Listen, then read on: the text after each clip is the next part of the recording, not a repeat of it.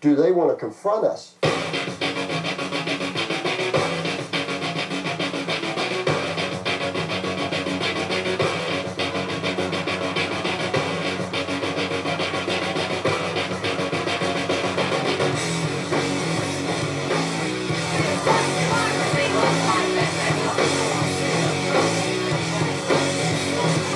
WTO went against too many people at once.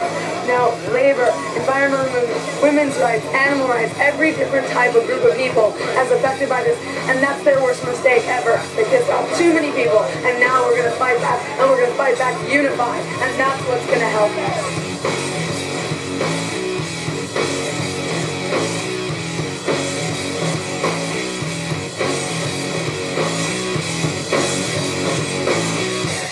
Somewhere.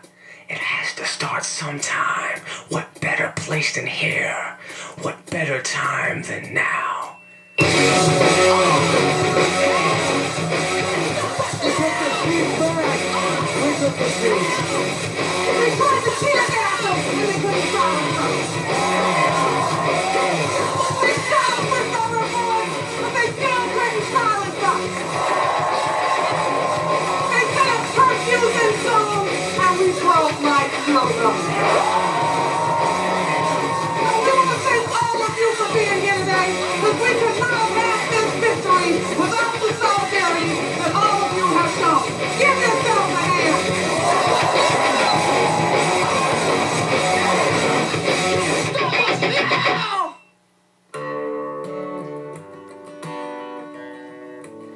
I think Seattle taught people that all these interests, not only can they live with each other, but they're necessary for each other.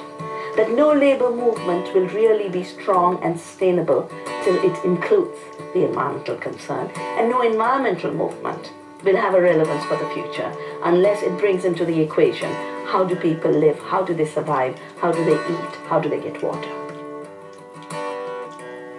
There was a banner, Teamsters and Turtles together at last. That was so wonderful. Of course, we belong together. The same people who exploit natural resources exploit human resources. We belong together. This is something that's part of our prophecy, that it's time for us to unite ourselves as common people throughout the world, crossing some of these barriers that have been created by corporations to keep us apart.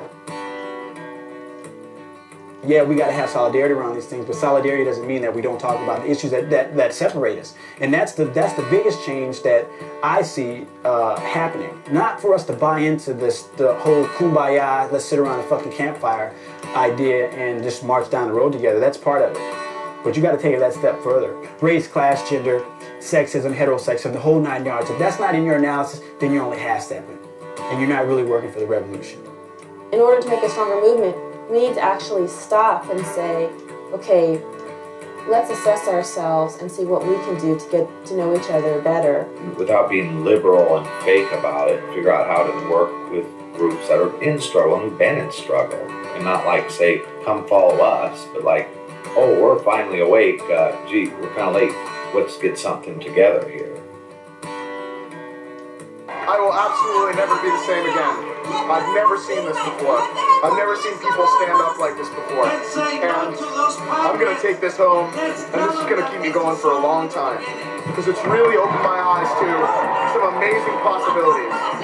We need to then make the circle full and not rest satisfied that the streets of Seattle were fully global, because they will not be fully global till the streets of Delhi and Trivandrum and Ghana and in South Africa and in Bangkok and in Latin America, we start to have the same expressions of solidarity and the same sense and build-up that we are together in this. Isn't this extraordinary? I've been around since the 60s and my dad in the 30s with the UAW, and this is really happening for the first time. It's great.